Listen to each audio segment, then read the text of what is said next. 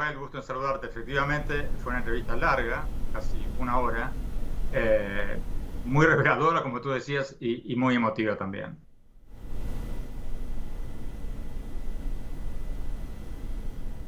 ¿Me escuchas, Rafael? Sí, sí, adelante. ¿Qué fue lo que te dijo el candidato? ¿De qué temas hablaron? Hay Bueno, mucho de qué eh, hablar.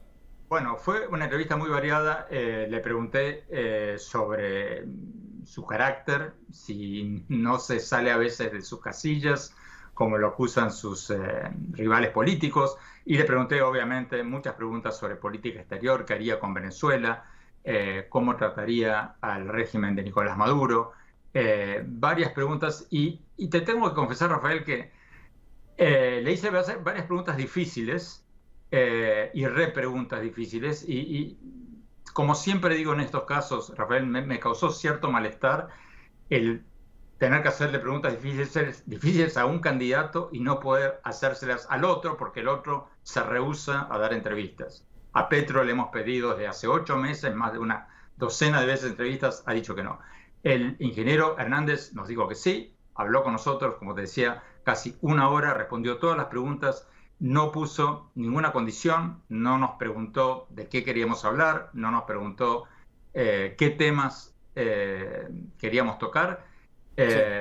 La entrevista fue totalmente espontánea y, por cierto, la vamos, como acaba de ocurrir, la vamos a pasar completa el próximo domingo a la noche en Oppenheimer presenta por CNN, pero hoy vamos a tener una especie de preámbulo, vamos a tener a Ingrid Betancourt, la ex candidata presidencial que lo apoya, y dos periodistas muy conocidos en Colombia, María Jimena Duzán y Daniel Coronel, hablando precisamente sobre quién va a ganar estas elecciones tan cruciales para Colombia y para América Latina. Si te parece, Andrés, vamos a escuchar un fragmento de esta entrevista.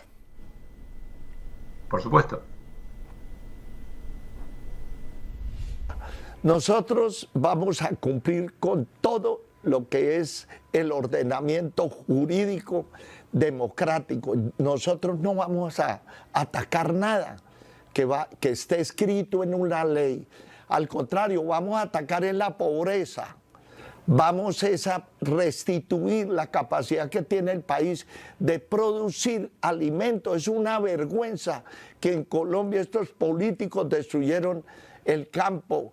No producimos lo que nos comemos, habiendo aquí más de 20 millones de hectáreas fértiles y con riego. Que me digan el tronco colombiano por hacer eso, magnífico, no, me da risa. Y el Bukele colombiano me da risa. Aunque seguramente esas figuras de talla mundial habrán hecho algo que le gusta a la gente y ha sido benéfico para cada uno de los países donde estuvieron, o si no, no tuvieran ese prestigio mundial. Andrés, hay algo de este candidato que mucha gente quizá no sepa y es el hecho de que la violencia de las guerrillas en Colombia es algo muy personal para él. Entiendo que platicaron de eso también, Andrés. Sí, Rafael, al final de la entrevista te diría que sí, fue casi la última pregunta, si no la última, después de hablar más de 50 minutos, le pregunté si la muerte de su hija en manos de la guerrilla lo cambió como persona, que obviamente eso es lo más terrible que le puede pasar a una persona, creo yo, Rafael.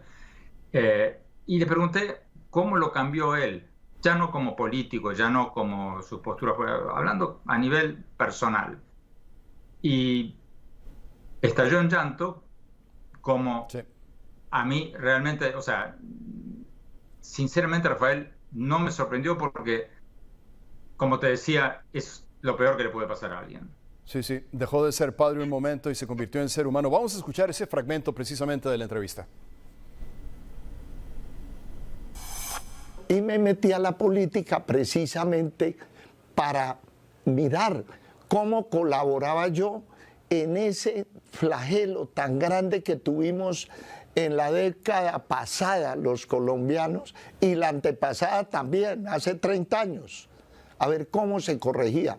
Porque yo sé, Andrés, que todo eso que pasó en Colombia fueron expresiones que solicitaron, sobre todo el sector campesino, y que el gobierno de la época no atendieron. al no atender, como siempre, que no atienden a los pobres, miren lo que incubó, 250.000 muertos. ¿Cuánta sangre tuvo que correr para que firmaran el acuerdo de paz? ¿Cuánto dolor? ¿Cuánta destrucción de familias tuvo que correr los colombianos? Entonces, ahora que tengo la posibilidad de ganar, me voy a dedicar a la paz.